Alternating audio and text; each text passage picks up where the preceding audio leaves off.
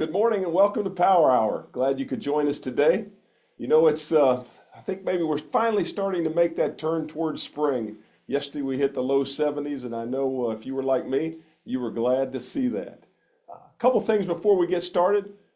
First of all, I'd like to remind you that the Chamber Ball is coming up just around the corner on March the 15th.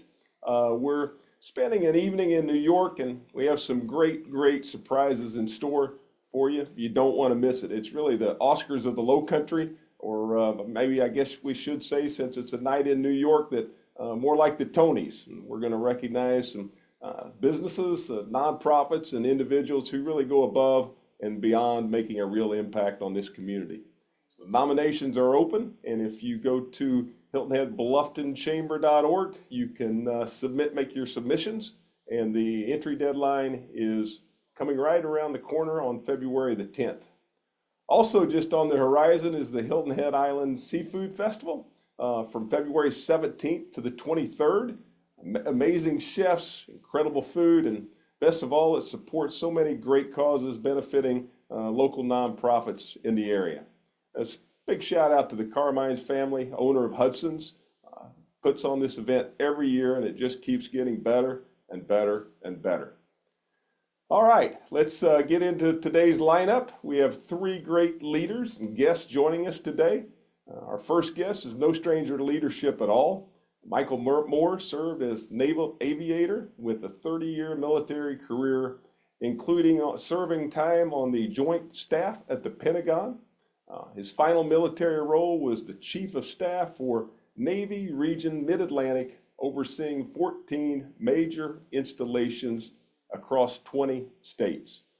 And after retiring from the Navy, Michael transitioned to local government, most recently serving as Assistant County Manager in York County. And now we're thrilled to have him leading Beaufort County as its, I guess I should say, relatively new administrator. And he's here to give us an update on county initiatives, including the bridge project, which continues to be a hot topic, and many other updates. Michael, we're glad to have you, as I mentioned, in Beaufort County, leading Beaufort County, and we appreciate you being with us today. Thanks for joining us. Hey, good morning. Thank you, Bill. It's great to be here with you. It's also a good time because the county just held its strategic retreat yesterday with county council. So staff and council discussed a number of priorities for this year. So I'm happy to be able to share that with you. In addition to an update on the green space tax and where we are there, and also, as you mentioned, on the 278 corridor project. So with that, I'm going to share my screen, if you all can see this. And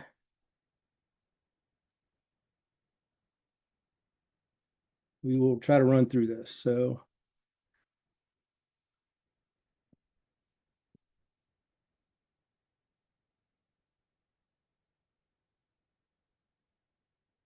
okay, if everybody's seeing this, I'll start off our goals established for fiscal year 26. Council met yesterday, and staff presented a number of key issues, and they were mainly focused in the areas of our people, which is largely county staff, but obviously affects all of our citizens, our facilities, and then our funding and our fiscal planned as we are now getting into the budget season. So a lot of what we discussed yesterday will start to feed into our budget process. This is available if anyone's interested. You can go online at Beaufort County TV and access the planning session as well as the slide deck. So with that, goals established for fiscal year 2026. And actually, what we've implemented now is a new organization chart for the county that largely affects administrative staff. We have essentially shrunk our staff by two positions, two assistant county administrator positions, and we have realigned many of the functional areas to areas that would, obviously make sense for residents and for council members, into public safety, finance, planning, and community services. So we're excited about that. Then we discussed our personnel budgeting for cost of living adjustment and pay policy for our county employees. It was our HR director, Catherine Mead, presented this, and it was very clear to staff and council that Beaufort County, we want to be an employer of choice, and I think we're in a good position right now. However, we have to continue to make adjustments in the future to recruit and retain the personnel we need to serve the residents of Beaufort County. One item of particular interest is our emergency management services. We are looking at potentially adding a fourth shift. This will provide some relief as it stands right now. Our EMS, it's not an issue in terms of services provided, but it just in a work-life balance, it puts us at a disadvantage to recruit and retain personnel in EMS. So adding this fourth shift will allow us to modify the schedule and not generate as much overtime. And in some cases, we have voluntary overtime, and then we have involuntary overtime when we have short staffing. So that's an effort to relieve some of that.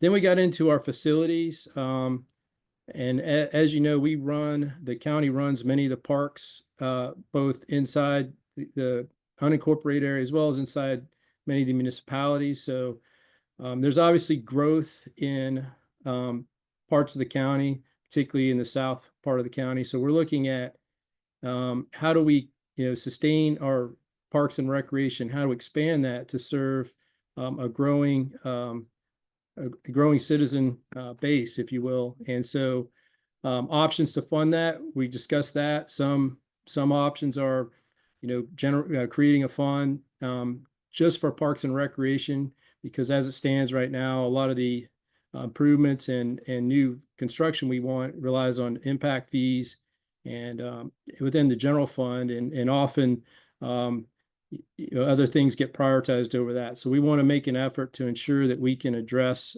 both current and future needs for parks and recreation. For our capital fund, we looked at not only sustaining our infrastructure here in the county for our county facilities, but we also are looking at what do we need to do to address future needs. So those are two items where we want to dedicate funding, if you will, reserve fund to maintain and sustain our current facilities, and then appropriate other funds and allocate them for new facilities.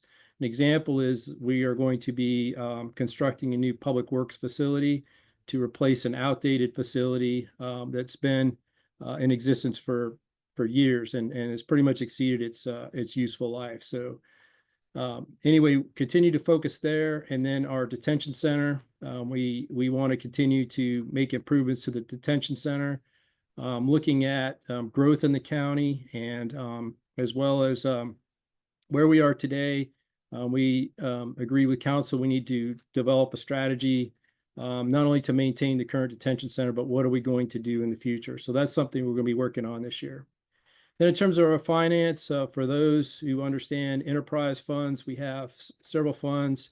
As examples, the airport fund or stormwater, which are enterprise funds, and essentially they don't rely on general fund, they rely on fees, and they are business-like funds where there's no real infusion of general funds. They exist from the fees they charge, and then whatever costs for labor and materials all come out of that enterprise fund, and those need to stand on their own. So we addressed the condition of those, and we are looking to potentially change one of the enterprise funds, which is the waste fund. And then we looked at the current millage allocation and potentially restructuring some of those without raising any overall millage, but potentially adjusting some of those millages to address the capital funds I discussed earlier, as well as the maintaining facilities.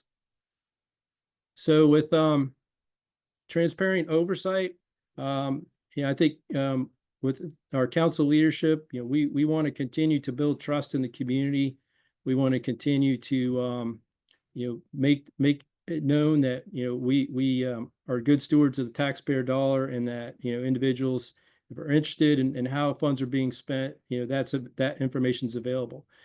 But one of the concerns, as everyone knows, in the 2024 referendum was there's a lot of concern. Well, how come we haven't finished all of our 2018 projects? So what we discussed with council is considering the establishment of a citizen oversight committee to decide the priorities for the remaining funds and projects. Due to inflation and some other issues, the available funds, the 278 is an example. The cost has grown there. So if we don't have dollars for every project, which project should be prioritized with the remaining funds? So we're going to look to establish the Citizens Advisory Committee to make recommendations to council. And then following that, each council member spoke for a few moments on their priorities. So we staff are taking all that information, and we'll continue to build our plan for this year. We will come back to council with our overall list of items to work on, and then they will consider that in committee and then in full council. So with that, the green space tax passed in 2022, the referendum. That tax is scheduled to cease right now in March of 2025. We had been tracking the collection, and we contacted Department of Revenue, and once we'd collected the 100 million, we spoke to Senator Davis and Department of Revenue, and so we wanted to make sure that we didn't collect anything further. DOR, Department of Revenue, has to facilitate a process to notify and cease collection of that tax. So that's going to take essentially this month, and then beginning on March 1st, that tax will no longer be collected. We do have the 100 million that's been collected, and any additional funds can also be used for the green space. So that's an update on the green space tax. On the 278 project, obviously the 2024 referendum has affected the funds that are available for the project. So we're looking at options. The critical part to this is that there's the span, the eastbound span of the bridge has to be replaced very soon.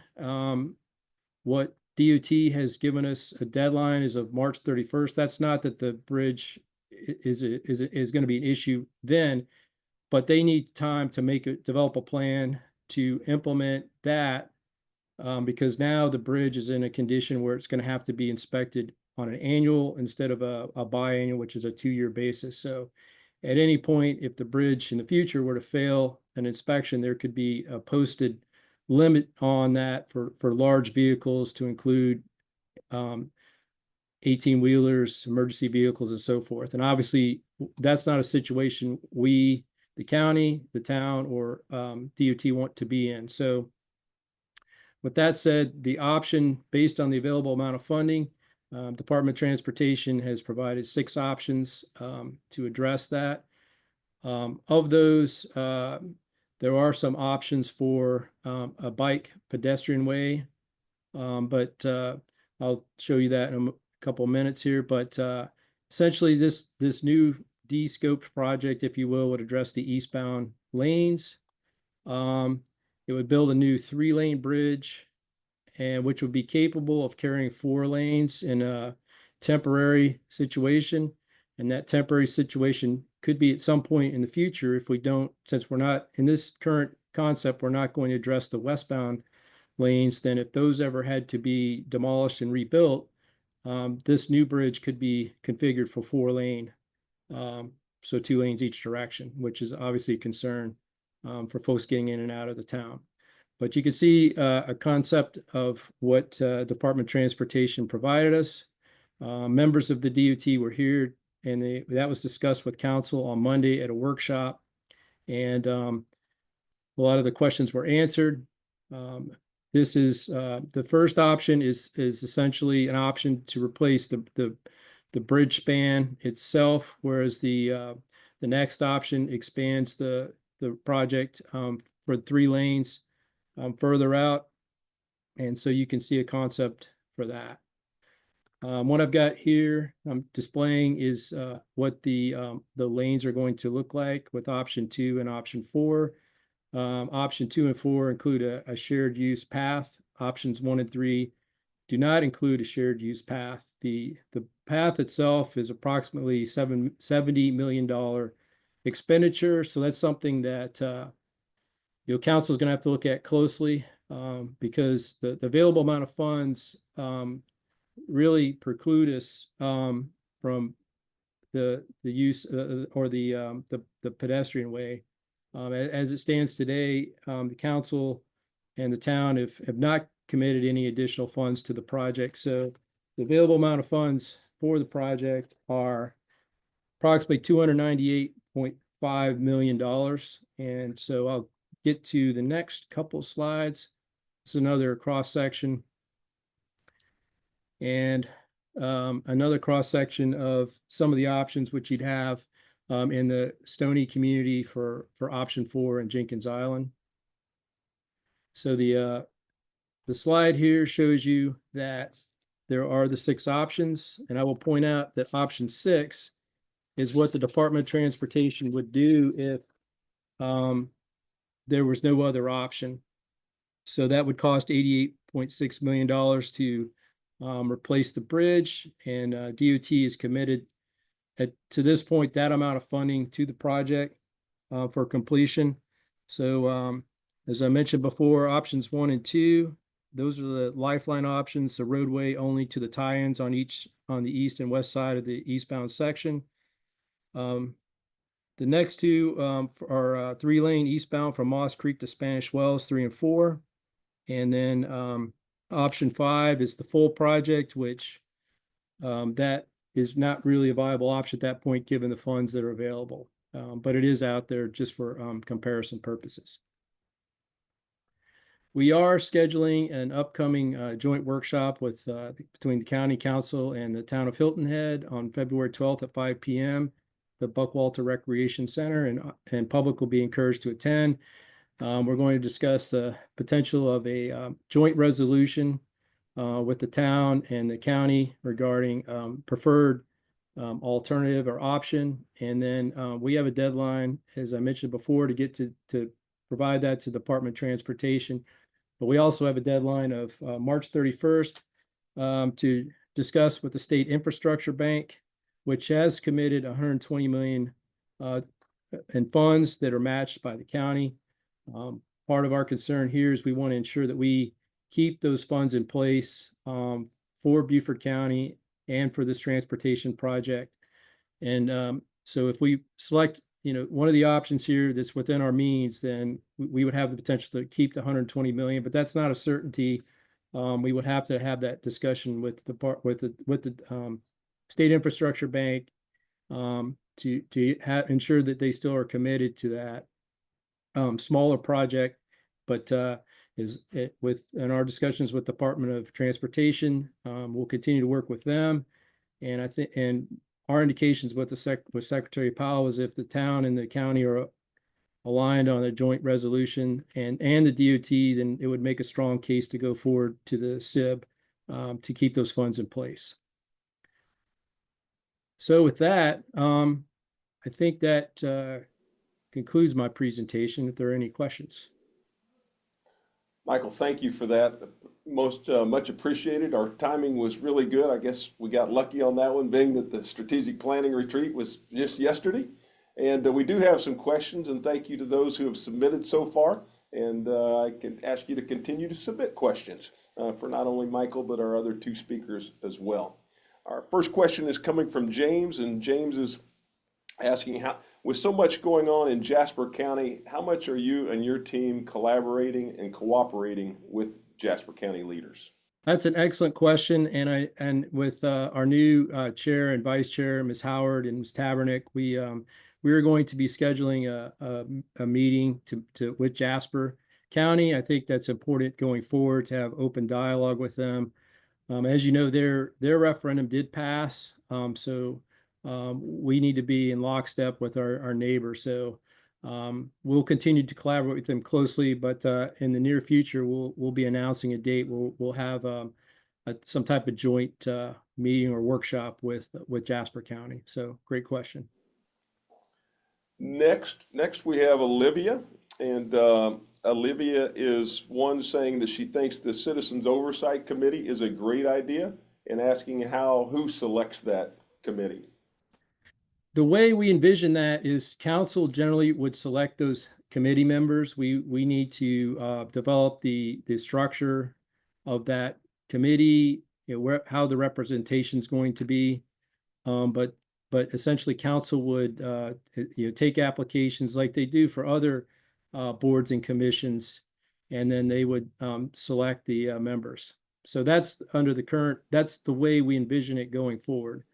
But more work to do. But once we have that established, we want to be very public about announcing, that we're open for applications, and that we're encouraging individuals who are interested to participate. Because from my perspective, I think if we have the citizens involved in this, we can better understand which of these projects are important and which projects might not be as important. Not to say they're not important, but we just want to clearly understand what the needs are in the community.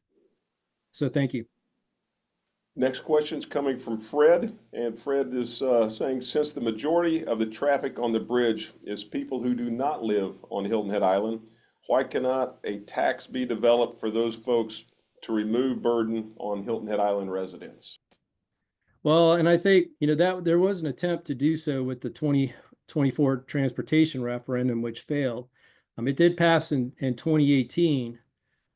So where we are today is the $80 million in the 2018 referendum is what the county has, in addition to some additional other funds. It has been discussed, could we go out for referendum, for a bond referendum? But I think our council most leaders are of the mind that since the referendum was defeated, there's not really an appetite for that at this point. As part of our rationale for having the Citizen Advisory Group, so we can complete a lot of the projects from 2018 and build some credibility with the community. We've also looked at the potential for a toll, but I think right now in our discussions with Department of Transportation, that's not really a viable option. So I think what we're left with is the funds we have available, and any additional funds would have to come elsewhere other than a sales tax at this point. Because as I mentioned, we have to have a plan in place by March 31st. So our options and time has kind of run out on this project. Thank you. Next question is coming from Doug, and Doug is asking, what is the drop dead date that construction must begin on the Hilton Head Island Bridge? We don't have a definitive date on that. That's a good question.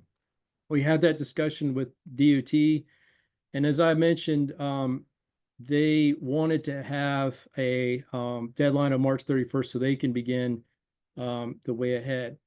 But obviously sooner is better. But as we had this project, even if one of the options selected, it's going to be in design for probably another 24 to 30 months just to get design and right away, depending on which option selected. So hopefully you would see construction after that. But there's not a definitive deadline on that. It will largely be driven by the inspections. The bridge is in condition 4 of 10. So there's really not a drop dead date on when it has to be construction completed. All right. Next question is from Courtney, and Courtney is asking, when will the county be distributing the Community Service Grant Awards funds approved at the end of the year? Great question. I don't have that right at my fingertips here, but I can get back to you on that question. That's okay. That's just fine, Michael. We'll after this, we'll shoot you the email address so somebody from your team can respond to that. Absolutely, love to do that. Thank you. Next question is coming from Olivia, and Olivia is asking, when do you anticipate the bridge project being completed? I think, as we discussed with Department of Transportation, you're probably looking at, 4 to 5 year project overall. As I mentioned before, it's going to be, 2 to 2.5 years just to complete the design. The real question is going to be, which option selected is the NEPA process, or we're going to have to go back to the environmental process or not. And then I would estimate, another 2 to 2.5 years for construction. So my mindset is kind of in the 4 to 5 year time frame. All right, thank you. Ben is asking, what's your biggest priority for the county in the coming year, whether that be you or county council's biggest priority for the coming year? Well, I think, in terms of what we discussed, our taking care of our people is number one, of our staff. And then from my standpoint, I think in council standpoint, continue to build trust within the community, to ensure that, we are viewed as good stewards of the taxpayers' dollars. So, I work hard on a daily basis to ensure, what we're spending is appropriate and is serving the taxpayer needs. And then, as I mentioned before, the facilities, the condition of our facilities from the administrator standpoint, those are my priorities this year. And so we're going to move down that path. Obviously, we have a lot of other projects within the county and a lot of things going on, but those are the things I'm really keeping a daily track on. All right, one more question for you, and it's coming from Henry. And Henry is asking, who has the final say on the bridge design? Well, honestly, it would be Department of Transportation and really federal highways. So they ultimately get the say because they are state, it's a federal highway and a state highway. So they would really have the final say on it. Counties obviously contributing funds to this, but since it's a state road, a federal road, there are contributions from the DOT. There's always potential to look at federal dollars, but those are very competitive. And at this point, we don't see federal dollars coming, but that's not to say it couldn't be in the future. But yeah, the short answer is the Department of Transportation and Federal Highways will have final say. Michael, thank you for being with us today. I think your tenure in Beaufort County is somewhere around 8 months now. It certainly seems like much longer than that, the way that you've progressed and the progress that you've made. And we just want to thank you for that and continue your great leadership. Thank you, Bill. It's a pleasure to be here with you all today. Have a great day. You as well. Thank you. All right, our next guest will be Melinda Tunner. And Melinda is one of Hilton Head Island's newest town council members. She made the island home about 7 years ago after a very successful career in Chicago, where she was a corporate officer and controller with Allstate. And if I remember correctly, I think I read maybe a couple days ago that the Allstate earnings call is coming up maybe tomorrow. And I bet Melinda is glad she is on Hilton Head Island and not having to participate, be involved with that. But anyway, since moving here, she's been an active leader in the community. She's also spent 4 years as a poll clerk with the Beaufort County Board of Registration and Elections. And now, as a member of Town Council, we've asked her to be with us today and share some of her thoughts where she sees her vision and priorities for her term in office. So, Melinda, welcome. We're glad you're on Hilton Head Island, and I know you are as well. Well, thank you very much for inviting me to Power Hour.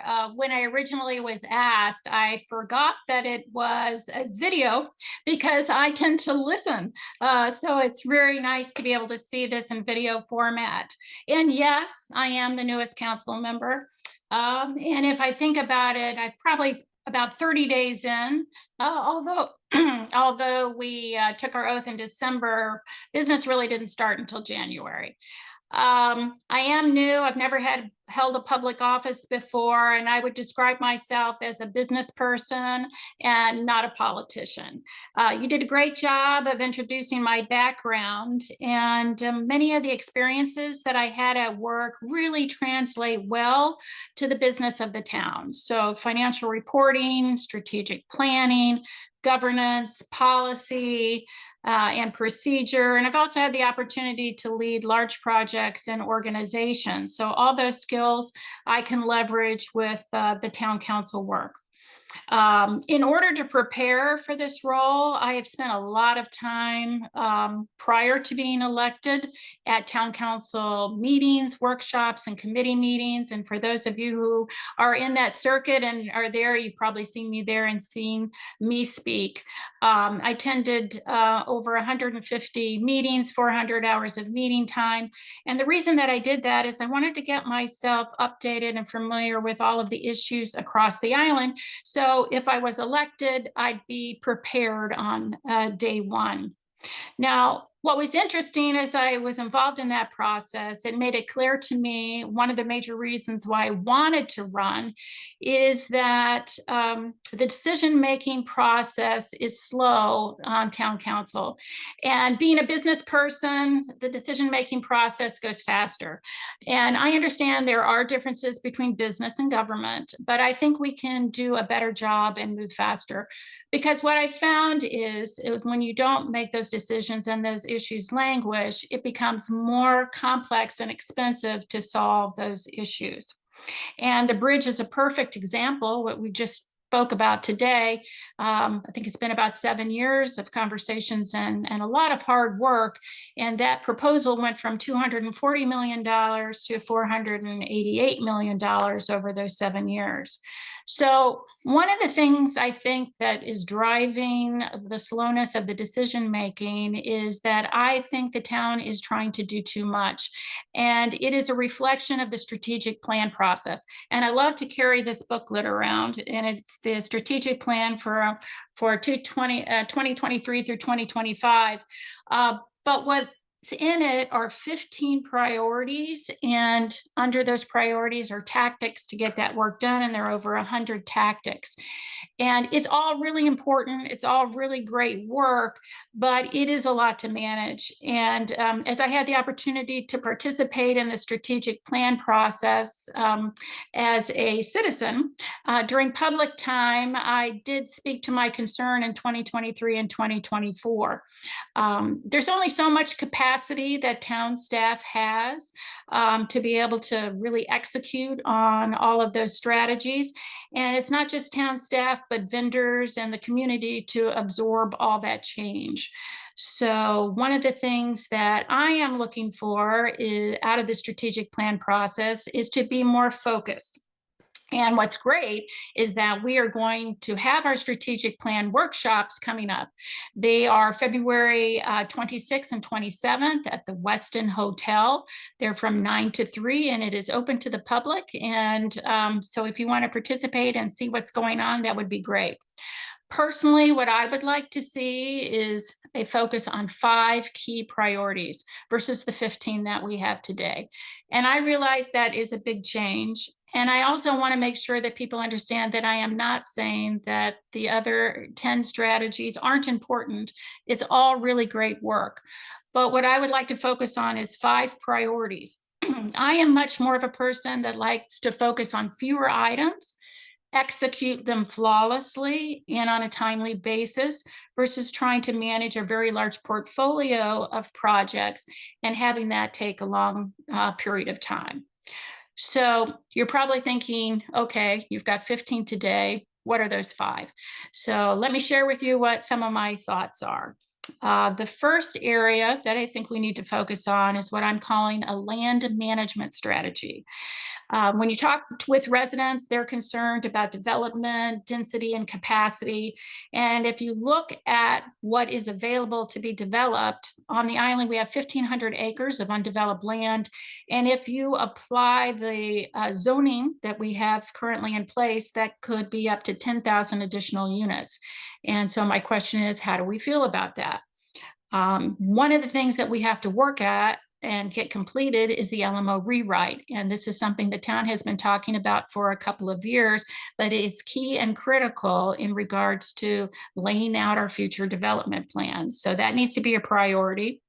We also need to leverage tools that would limit our growth. Michael Moore spoke to the green space. It's an excellent tool to purchase land and leave it green space. The town also can leverage their real estate transfer fees to purchase land as well, and they're doing a great job doing that. But are there other tools as well that can be used to help reduce density? We also have a unique opportunity to reuse commercial space. And if we pull this all together, we have the district planning process. And that district planning process, which is currently going on right now, and there's actually a meeting tonight for one of the districts, it really lays out the vision of what each of the 8 districts on the island would look like.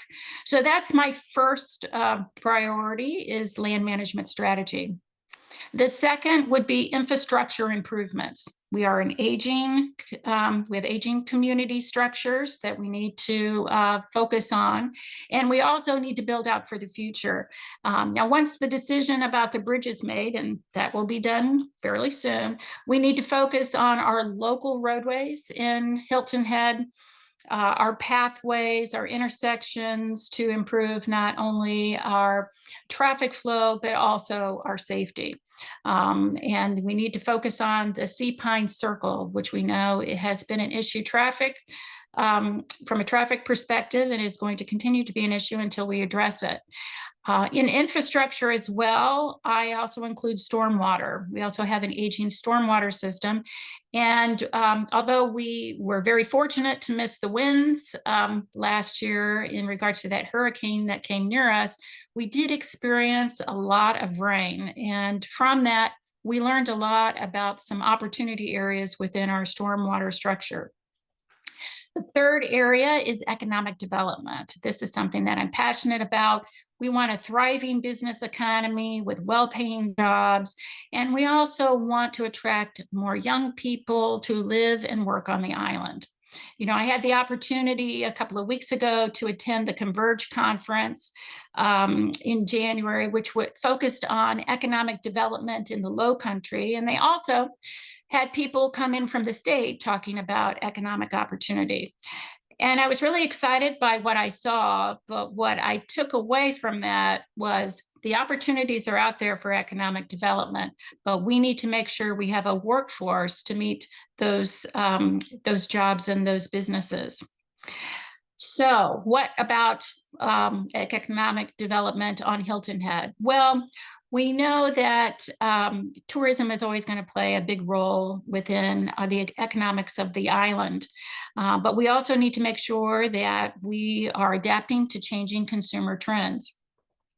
And I'd also love to attract businesses to the island that are low impact environmentally, areas like medical and technology fields, so that we can have those attractive jobs for young people so they can live and work on the island.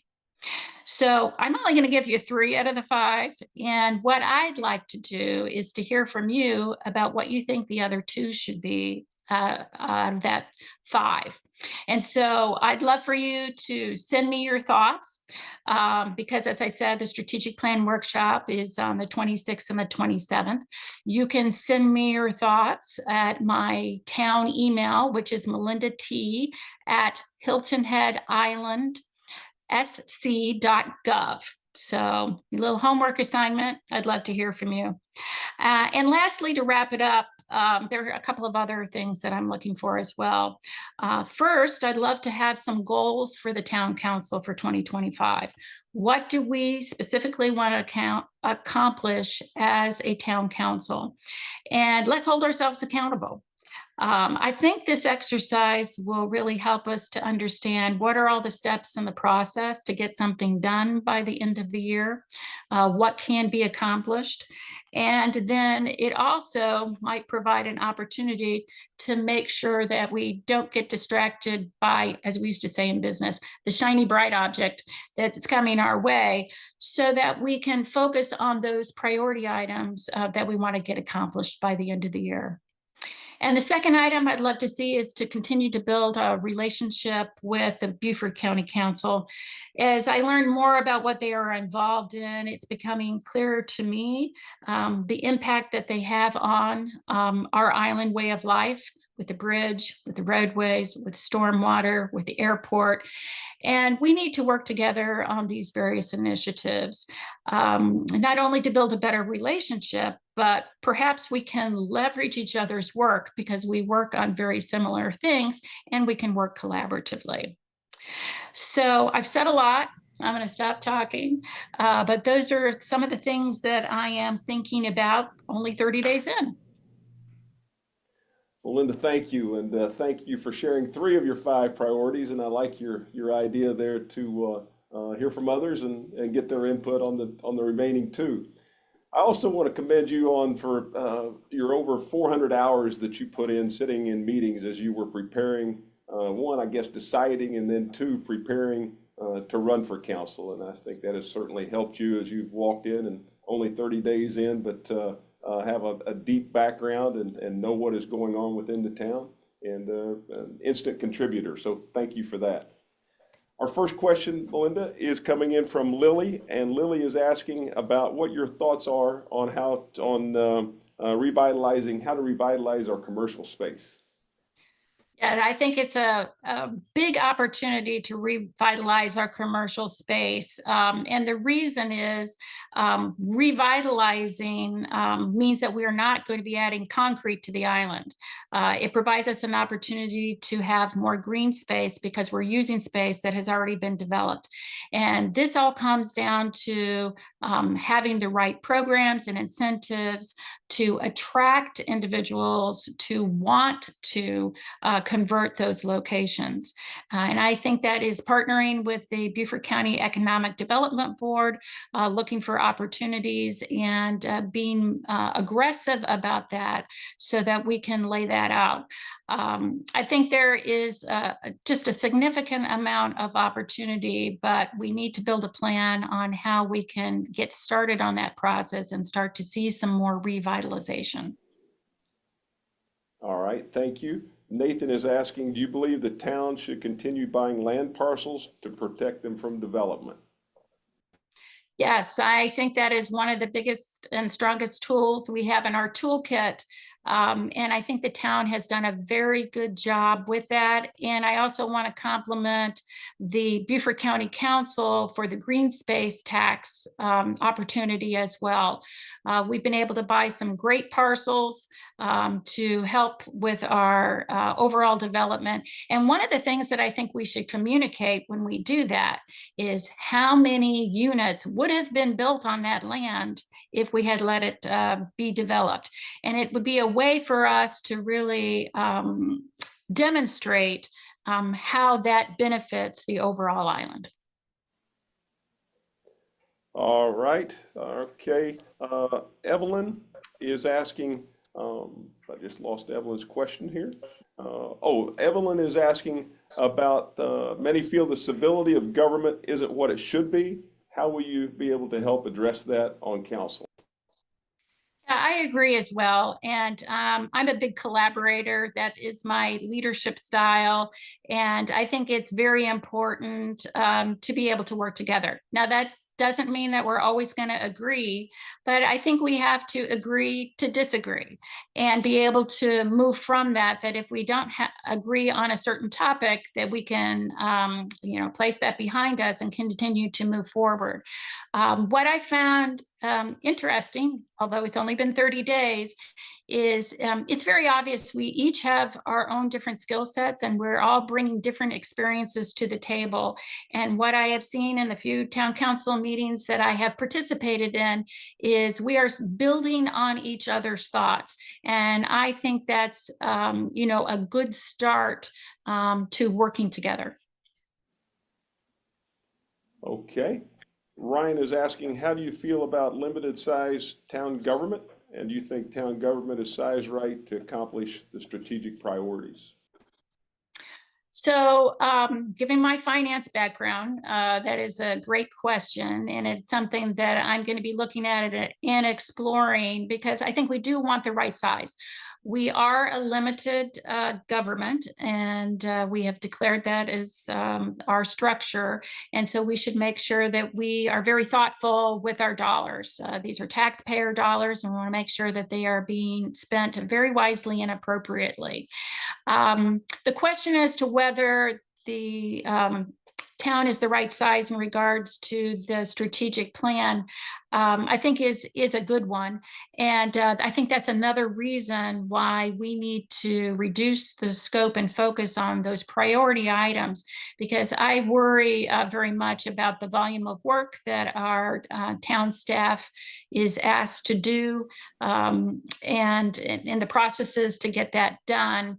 And I want to make sure that we're focusing on the most important items. But we're going to be going through the budgeting process soon. So it'll be an opportunity for me to dig even deeper and have some understanding. But I want to make sure those dollars are wisely spent. All right, thank you. Grace is asking, what are your thoughts? This might be the toughest question of the day. What are your thoughts on getting more pickleball courts? You know, this is a great example of we need to pivot with a consumer trends that are changing. And pickleball, as you know, is a sport, the fastest growing sport. And I had the opportunity to take a tour of what we have currently today, and with one of my friends who's a big pickleball fanatic. And so I'm very pleased to see that as part of the master plan, we are going to be building more pickleball courts to meet those needs. All right, thank you. Our last question that has come in today is coming in from Chris, and Chris is asking, are you in favor of bike lanes for the bridge? Oh, that's a great question. I can understand the desire to have that multi-use path on the bridge, especially with the onset of electric bikes. And I believe in the future, people are going to use electric bikes more and more to go from home to work and, you know, other types of travel. The issue that we have is that we only have so much money. And when you look at the options that Mr. Moore laid out, those multi-use paths, depending on which option you pick, would add another $60 to $70 million. And because we need to come to an agreement in regards to the structure of the bridge, as well as have the appropriate funding, it doesn't seem that we have enough money to focus on and include that in the design. So it's a tough issue, and it's probably really going to get down to how much money we have available as to whether we can execute on that. Well, Linda, thank you for being with us today. And as you mentioned, the strategic planning retreat, February 26 and 27 at the Westin Resort from 9 to 3 each day. Yes. So show up and you'll be able to participate or at least hear what's going on and see what the town's priorities are. And again, Melinda, we really appreciate you and thank you for being with us today. And don't forget to email me your priorities. That's right. There you go. All right. Thanks again. Thank you.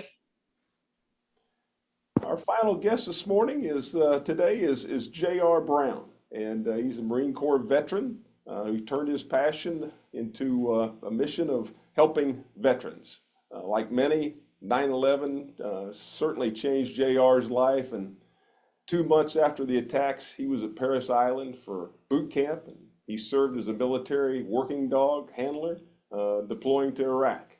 He earned his degree from Syracuse University and found his true calling, helping veterans transition to civilian life. That mission led him to create Operation Patriots Fob, or OpFob, as many of us know it, and it's located right here in the Low Country. OpFob provides veterans with a place to connect, a place to get outdoors and really find community. They were also our charity partner at last month's Conversation and Cocktails, and where we spotlight a different nonprofit at each event. JR, we're glad to have you with us, and such an important cause and mission, what you're involved in, and we look forward to hearing more about that from you this morning.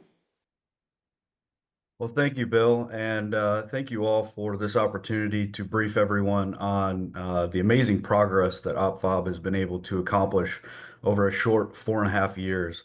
Thank you again for hosting us for Conversation and Cocktails. It was a great event. We were able to make a lot of different connections there, like all the different events that we go to that you guys host. And we're definitely looking forward to the Chamber Ball again this year. We always take a group down and have a really good time and enjoy it. So again, 2024 was an amazing year for us. One of the biggest highlights is that OpFob for 4 years, a little over 4 years, was leasing our property. On November 7th, OpFob closed on the 268 acres and actually owns the property now, to ensure that the facility will be there for a very, very, very long time. With that, we kicked off our capital campaign to pay down some of that note, where we successfully raised $1.6 million to start paying down some of that debt.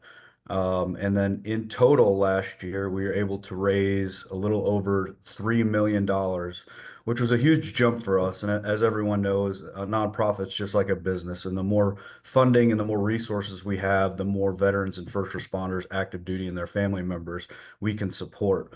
So in 2023, we raised just over about $860,000. So we 3x'd our money last year, which was a huge jump for OpFob. It gave us the opportunity. We had a very generous Vietnam veteran that came in and gave us funding to be able to hire 4 more permanent personnel with a recurring grant. Volunteers are definitely the backbone of our operation, but to be able to have permanent personnel on the ground every day is just a huge jump for OpFob. Last year, since we were going into our 4th year, we were able to create our audit committee, and we do have our first audited financials complete. That really helps with a lot of things over a lot of different specters, as far as grants and just the transparency of every dollar that comes in through the organization. Last year, we were recognized as the Beaufort Chamber's Civitas Nonprofit of the Year. Just like your organization and the Hilton Head Bluffton Chamber, the Beaufort Chamber has been very generous to us and very helpful in spreading the word to potential donors, partners, and veterans and first responders as well. Last year, we had over 54.6% growth, with 596 veteran and first responders, active duty, and their family retreats. We have a little over 3,000 members, active members right now, and we have had over 29,000 visits to the FOB in 4.5 years and 0 suicides. Bill, you did a good job of introducing OpFob, but what some might not know is, how we got to the point of creating OpFob was based off of the needs that helped me the most when I returned home from combat after being injured at the end of 2007. I've lost currently 29 guys that I served on the battlefield with the suicide. And we think that the lack of community and tribe is one of the biggest contributors of why we are losing our veterans on such a big rate that we are. You think about it, these men and women that spend, whether it's 4 years or 20 years with that unit, with that team, that's how they're able to get through some of the horrible times that they go through, especially over in combat and overseas on deployments. And then all of a sudden you come back and you get out and poof, you go back home to your local communities where you don't have that veteran network like we were able to create here. So OpFob is a place for like-minded individuals to come together and build that camaraderie with each other and build that tribe back up that a lot of us miss the most. So that way we can lean on each other when times get tough. And we jump down in that deep hole with individuals that might be struggling and help pull them out because of our experiences of being down in that dark hole as well. But at the same time, you don't have to be broken. You don't have to have an issue to come out to OpFob. OpFob is for all of our veterans, first responders, active duty, and their families to come out and be a part of that tribe. And we're super proud of the partnerships that we've been able to create with the local bases and the COs and CGs to be able to spread the word to our active duty individuals as well. Last year on the property, we were able to partner up with the South Carolina Youth Shooting Foundation. and Midway USA. So we were able to expand our sporting clays course to a 14 station sporting clays course and an 8 stand that is ADA compliant. So we're able to get some of our guys that are in wheelchairs or might have some mobility issues able to get out there and enjoy the sport as well. And we currently support all of the Low Countries sporting clays teams, the schools, to come out there and actually be able to utilize the facility to help practice and garner their strengths at shooting at sporting clays. And it's one of the funnest events that we have between our veterans and first responders out there, because a lot of us have extensive training in rifles and pistol training. So if you go down to the range and you're shooting, everybody does very well. But you put a shotgun in the hands of some of these individuals, to include myself, they can't hit the broadside of a barn. So as you can imagine, a lot of banter and a lot of good times and camaraderie is had out there. So last year we were able to successfully host our 4th annual 22 Days of Light the Fire. What that is we wanted to raise awareness about veteran suicide, but not take away from Memorial Day and the ones that we lost on the battlefield. So we back up 22 days from Memorial Day and we light a fire. And this past year we had Medal of Honor recipient General Livingston, who sits on our advisory board as well, come down to be our guest of honor for that event. And we man this fire for 24 hours a day, 7 days a week for 22 days, where we partner up with a lot of different other organizations and businesses to come out and man the fire with us. And it's just, again, to raise awareness about the fact that a lot of people still don't realize that on average, we're losing anywhere between 22 to 44 veterans a day to suicide. And that's just completely unacceptable. So we want to raise awareness to the local community and even our broader region. We successfully hosted our 2nd annual First Responders Appreciation Day. We do this in September around the 9/11 Memorial. And on average, we get between 400 to 450 individuals that come out with their families, and we just have a good time. We throw an appreciation event to show them, that they're not forgotten, and we truly appreciate what our first responders do every day. We talk about our veterans a lot. We put on our uniform and we put on our gear and we go on a deployment for 9 months and maybe 18 months max for some of the different units.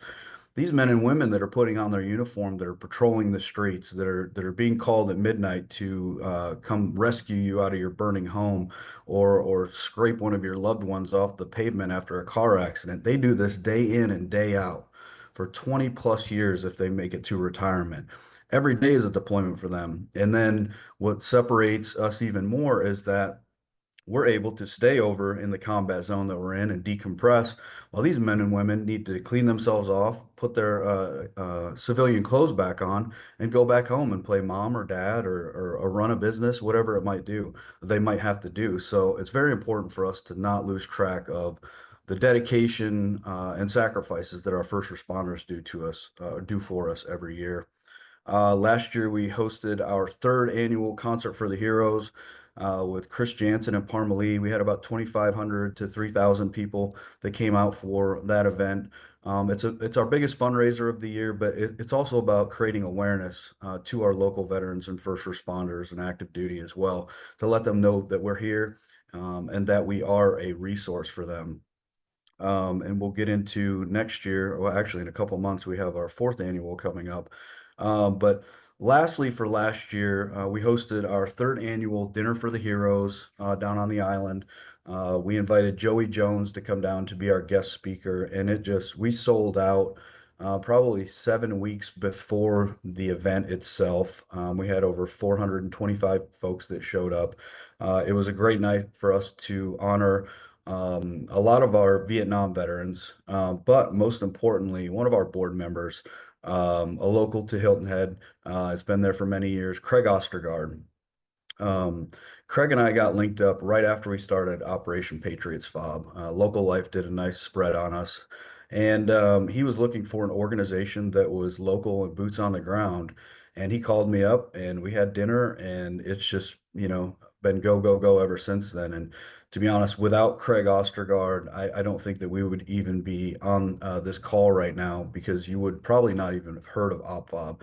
He brought every resource, every connection, every partnership that he had to the table to make this happen. Unfortunately, in last year, one of my close friends that I went to boot camp with and served over in Iraq with as a contractor and in the Marine Corps, died of liver cancer that was service connected to his over 15 years boots on the ground between Iraq and Afghanistan. So we wanted to do something to keep his name alive. So we created the Sergeant Baez Honor, Courage, and Commitment Award. And last year, we chose Craig to be the first honoree of this award. Well, what do you do to a guy that has everything that he needs? An amazing family, great values, just a really good guy. And so we decided to reach out, and we located his Vietnamese counterpart that he served in Vietnam with over 50 years ago. They hadn't seen each other in a very, very long time. We found that he was in Arizona. We had Craig's wife reach out to them, and we surprised Craig by bringing his counterpart out to the dinner. We were able to keep it a secret, and we had the Ree was his name, the Vietnamese gentleman, come out with the award for Craig, and it was just one heck of a way to celebrate, you know, a whole generation, not just Craig, a generation of men that went over and fought the battle that nobody wanted to acknowledge and nobody wanted to go over to. So we were very, very proud to be able to do that. And I am probably missing a couple things from last year. Last year was just a phenomenal year and just go, go, go the entire year. But 2025, we've had a great board, a great working board for the last 4 years. Some people have rotated in, some people have rotated out. But this year, we were able to add General Will Grimsley, retired General Will Grimsley. He was the former VA Secretary for the state of South Carolina. We added somebody that you might know, Walt Nestor, Marine JAG officer. He joined us as well this year. And then we were able to add on retired Sergeant Major Jorge Guerrero, who is a Port Royal Council member and served 24 years in the United States Marine Corps. We've got a lot of momentum this year moving forward. I'm currently in a hotel right now, right outside of the Capitol in Columbia. Yesterday, we testified to the HHS subcommittee to garner some funding to build a lodge on our facility. And we think it was very successful. We know it was, and now we just need to pass the Senate. But a couple other programs that we're kicking off this year. This year, we had an opportunity, well, at the end of last year, it took us a little while to put this thing together, but we created the OpFob Home for Heroes, where we have partnered up with Lennar Homes, a production home builder, have a great relationship. They've been huge supporters for us almost from the beginning. Well, they reached out to us saying that they were looking for other organizations to help them find and identify veterans and first responders that are looking for a hand up, not a handout, and they want to be able to gift them a brand new mortgage-free home. A lot of these organizations are set up kind of like a board where, you know, an application comes across their desk and it's black and white, yes or no, you qualify or you don't. Well, they reached out to us because they've seen the success that we've had of bringing out veterans and first responders, and we truly have our finger to the pulse of the local community. So this year we will be gifting 3 mortgage-free homes away in the state of South Carolina to veterans and first responders in the Hilton Head, Bluffton area, or the Bluffton Pooler area, the Charleston area, and Myrtle Beach area. So this is a program that will continue to grow. And actually this afternoon, we already have our first applicant that was approved, and we'll be spreading the word on who that is and the dates. I would encourage everybody to keep track of that and come on out when we surprise that veteran with a life-changing opportunity, a mortgage-free brand new home.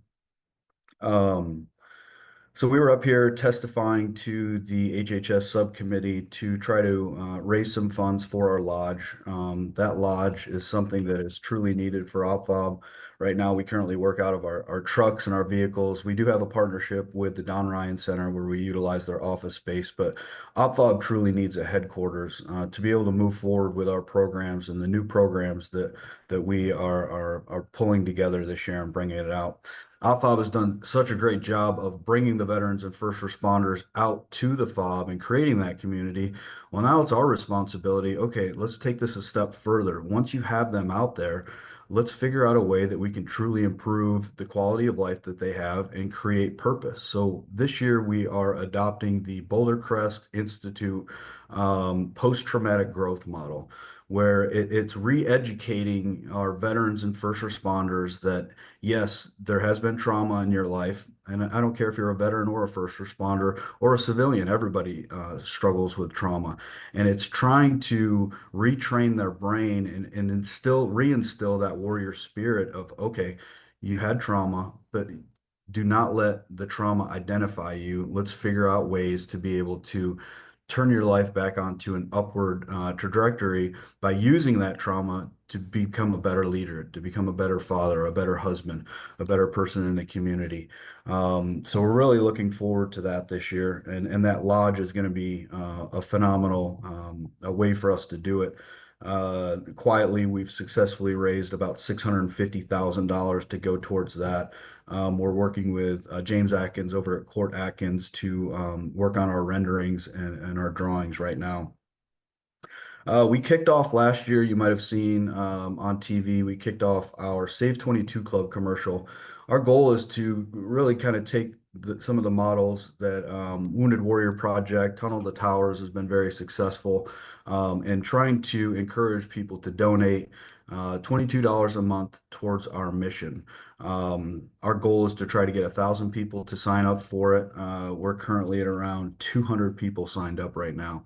That would be a huge swing for us to have that dedicated money that we know that is coming in every month to be able to continue to drive forward with our mission. This year, we just got notification a couple weeks ago that we will be the recipient of the American Heroes Award grant that is up in Charleston. Major General Grimsley put us in for that, and we're really excited for that. This year, events, we're continuing to move forward with the Concert for the Heroes. So April 26th, we have our fourth annual Concert for the Heroes with Clay Walker coming out. We're estimating around 3,000 people to join us for that as well. And in conjunction with our partnerships with the bases, we give close to 750, I think, maybe around 800 tickets, free tickets away to our local veterans and first responders, active duty, and their family. And we just have a great celebration, have a great time, and it's all about creating awareness and then obviously raising a couple dollars to keep the lights on. We will be hosting the Sportsman's Caucus Sporting Clays event this year out at the FOB. We're really excited to get Representative Bobby Cox, who runs that, and our local rep, Bill Herb Kirschman, who's been a huge driving force for us up here, to get involved and try to bring down a lot of the state legislators down to the FOB to let them get eyes on and see what we're doing, check out our facility, and to continue to garner their support.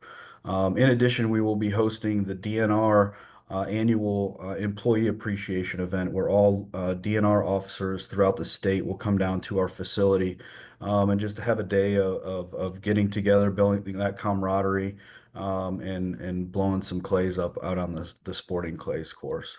So we're really excited about the momentum we have behind us moving forward into 2025 and continuing to grow and truly create purpose for our veterans and first responders and being a resource for these individuals as well. JR, wow. If I had to sum it up in one word, I would say amazing. An amazing story, amazing organization with amazing results. And the Honor, Commitment, and Courage Award for Craig. What a special story that was. I caught myself trying to tear up there just a little bit, but just such a touching story and all that you all are doing. I want to thank you and congratulate you. We have a couple of questions that I'm going to ask right now. The first one's coming from Ella, and Ella is asking if I have a family member or a friend who could benefit from OpFob, how can they reach out? Great question. Please just go to our website, opfob.org. That's opfob.org.